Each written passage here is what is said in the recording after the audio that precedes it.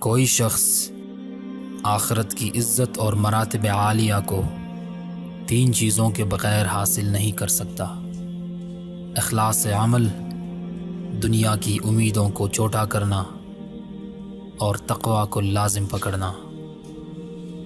جو شخص آخرت کو دنیا پر ترجیح نہیں دیتا، اس میں عقل اور دھیان نہیں ہے۔ خداوند کریم نے جو نعمتیں تمہارے لیے بنا رکھی ہیں، ان کے مستحق اس طرح بنو کہ سچائی اختیار کرو اور آخرت کے خوف سے ڈرتے رہو۔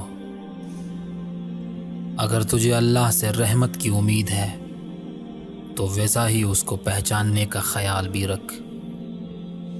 سب سے برا وہ شخص ہے جس کی امیدیں لمبی اور عمل برے ہیں۔ جو شخص تیری آس اور امید رکھتا ہے، اس کو مایوس اور نا امید نہ کر۔ بیہودہ امیدوں کا انجام اور حاصل افسوس اور ندامت ہے۔ جس شخص میں عقل نہ ہو، اس سے کسی بات کی امید نہ رکھنی چاہیے۔